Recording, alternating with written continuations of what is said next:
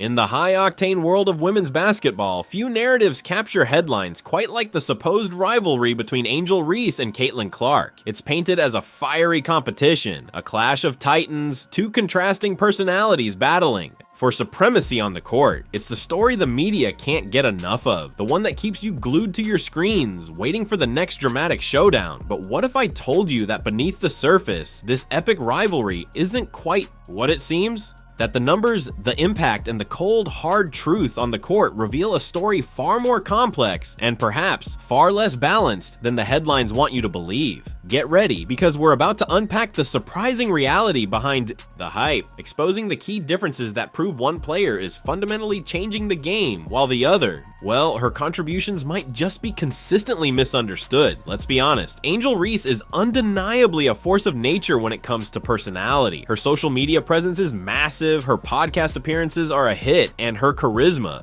alone draws a significant spotlight to women's basketball. She's built a personal brand that resonates, making her one of the most recognizable faces in the sport. And you can't deny that kind of visibility is crucial for a league that's growing at an unprecedented rate. It's captivating to watch.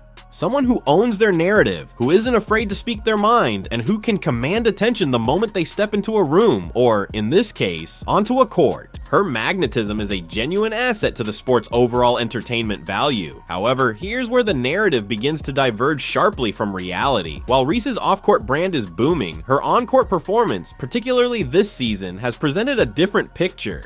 It's a classic case of perception versus reality. For all the discussions of her impact, her game carries some glaring limitations that the hype sometimes glosses over. The perception of Reese as a dominant all-around player in the league starts to unravel when you meticulously dissect her actual statistical contributions and, more importantly, how those numbers translate into tangible team success. This isn't about effort. It's about efficiency and versatility, which are the true currency of elite basketball. Now, let's talk about her undisputed strength, rebounding. Angel Reese is an absolute beast on the boards. She shattered rebounding records, showing an incredible motor, uncanny positioning, and a relentless drive to attack the glass. It's an impressive skill, one that requires immense dedication and physicality. You see her battling under the rim, snatching offensive boards, and creating second chance opportunities for her team. It sounds like a game changer, right? But here's the crucial question. Does dominating the boards automatically make her a great all-around player, or even the type of cornerstone you'd build a championship team around? This is where the plot thickens, because while rebounding is her signature, the rest of her offensive game has some truly astonishing weaknesses that prevent her from being the kind of dominant force her hype suggests. If you think about a player with Reese's size and position, someone who operates primarily in the paint, you'd naturally expect her to be nearly automatic around the rim. That's her bread and butter, her scoring zone. But the reality is shocking. Last season, Angel Reese made only 39% of her shots, which shockingly ranked her 50th out of 55 qualified players in the league. And this season, it's gotten even tougher. Through 7 games, her field goal percentage plummeted to a dismal 30.9%. To put that into perspective, out of 64 qualified players in the league, she ranks an astonishing 63rd from the bottom. Think about that for a second. That means nearly everyone in the WNBA is scoring more efficiently than Angel Reese, including players who are significantly smaller or play positions further away from the basket. Many of her shot attempts are literally right around the rim, where efficiency should be at its highest for a player of her stature. This isn't just not great, it's statistically profoundly inefficient. Even when she gets prime opportunities to score, she consistently struggles to convert them into points. And for someone who is expected to be a reliable offensive option in the paint, that becomes a monumental problem for her team's ability to generate consistent offense. This struggle to convert near the rim isn't just an individual stat. It has a cascading effect on her team's entire offensive ecosystem. When you have a post player who consistently struggles to finish shots, defenses don't have to respect her scoring threat inside. They can sag off, meaning they don't have to guard her tightly in the paint. This allows them to clog driving lanes for her teammates, making it harder for others to get to the basket. Opposing teams can take calculated gambles, knowing that Reese has a high chance of missing, even from areas where a player in her position should absolutely thrive. It's not enough to be good at one thing, even if that one thing is elite rebounding. If you're not contributing across multiple offensive areas, you're inadvertently making it harder for your team to put points on the board and ultimately to win games. A perfect example of this disconnect between effort and outcome, between seemingly good stats and actual impact, was her matchup against the Indiana Fever. That night, she locked in an impressive 12 rebounds. That's a fantastic number for any player, right? It shows her relentless drive. But here's the kicker, she only scored 4 points that entire game. 4 points on 2 for 7 shooting, without attempting a single free throw. What does this tell us? It tells us that while Reese can indeed grab every rebound in sight, if those boards don't translate into second chance points, or if they don't help create momentum through a more versatile offensive game, they risk becoming what many analysts call empty stats. Numbers that look good on paper but don't meaningfully translate into wins or game-changing moments. So why is there even a debate about who is the more impactful player? The stats, the highlights, and the undeniable intangibles tell a clear and consistent story. Clark isn't just a great player, she's a visionary leader who is redefining what it means to dominate a basketball game in the modern era. Reese, on the other hand, for all her personality and effort, sometimes feels stuck in neutral, a one-dimensional player whose contributions, while visually impressive on paper, often don't lift her team in practice the way a true star would. The very comparison itself, the idea of a true rivalry on the court, only exists because of relentless media hype, which is a whole other story altogether. It's been clear for a while that they're operating on completely different planes of skill and overall impact, so why do people, especially the media, keep forcing this narrative of Angel Reese versus Caitlin Clark when the numbers and performances on the court tell a completely different, starkly contrasting story? If you've been paying attention, the answer is painfully obvious. The media loves a good rivalry. They thrive on drama. They build it up, add layers of conflict, and craft it into a compelling storyline that keeps viewers absolutely hooked. But sometimes, the compelling storyline simply doesn't align with the reality, and this is a perfect textbook example. There is objectively no way Angel Reese can compare to Caitlin Clark as a shooter or a passer.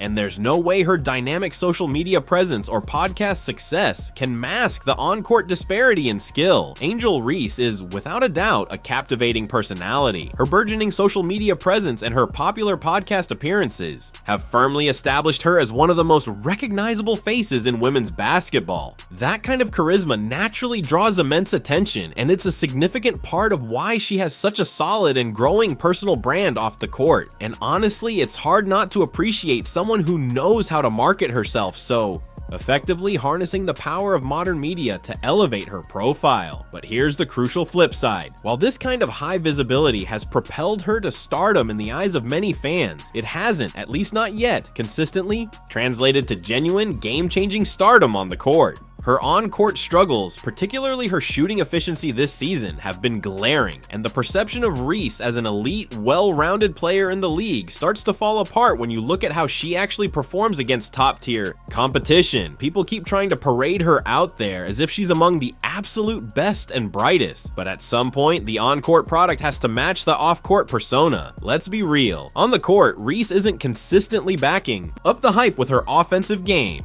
Meanwhile, Caitlin Clark is out here redefining what it means to dominate a professional basketball game, playing with a skill set rarely seen. Conversely, Reese's overall offensive abilities have raised significant questions, even from seasoned fans and analytical sports commentators.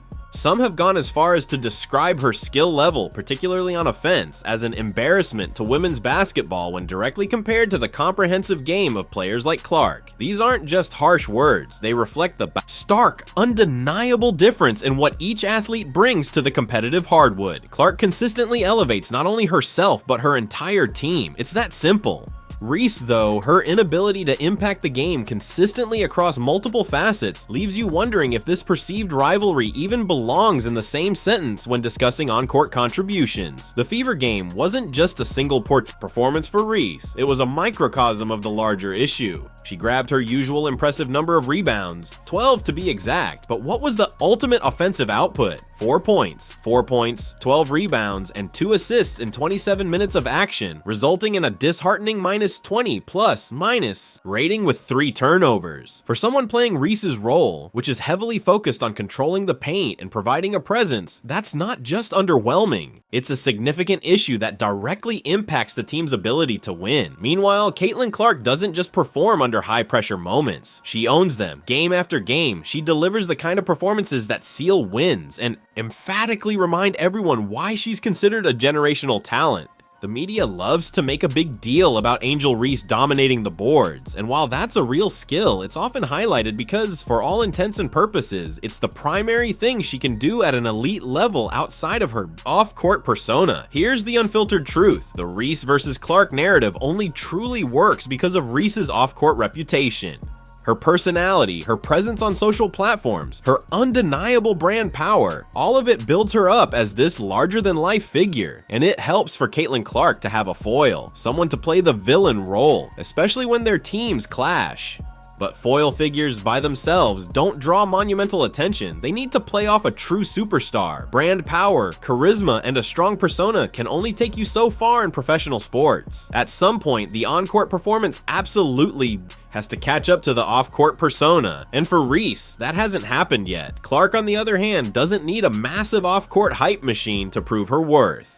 Her profound impact on the game speaks volumes all on its own. So does this rivalry actually exist? Or is it simply media smoke and mirrors, a manufactured storyline to keep the engagement high? When you dig into the stats, the consistent performances, and the tangible results on the court, it all points overwhelmingly in one direction. This isn't a real comparison of equally skilled, equally impactful players. The Reese-Clark rivalry is, at its core, a story the media created to keep people talking, to drive clicks, and to sell a narrative. But once you look closer, once you peel back the layers of hype, it falls apart. The reality is that Reese and Clark are operating on completely different planes of basketball skill and influence. The real question isn't how they stack up against one another right now. It's whether Reese can evolve her game, add the crucial offensive dimensions needed to genuinely close the significant gap, or if the comparison will simply fade away over time as the on-court disparity becomes too obvious to ignore.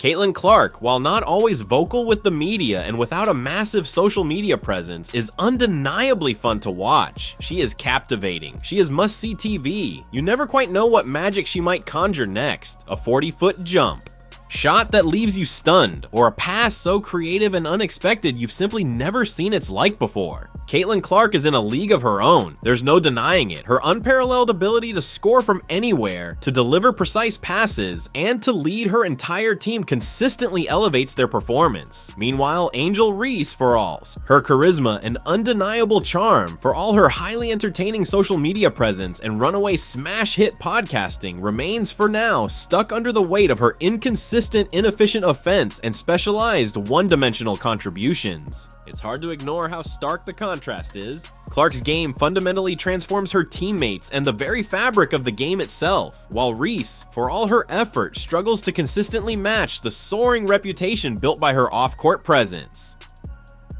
So maybe the real question isn't whether Angel Reese can compete head-to-head with Caitlin Clark in a true rivalry.